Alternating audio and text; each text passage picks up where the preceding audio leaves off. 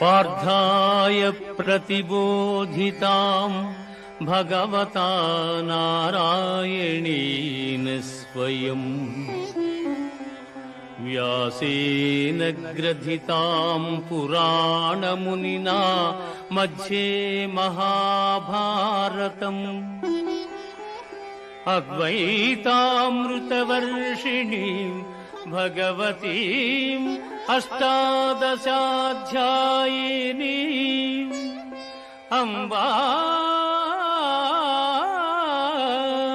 త్వామనుసందధామి భగవద్గీతే భవద్వేషిణీం భగవద్గీతే భవద్వేషిణీం. భగవద్గీత మహాభారతము యొక్క సమగ్ర సారాంశము.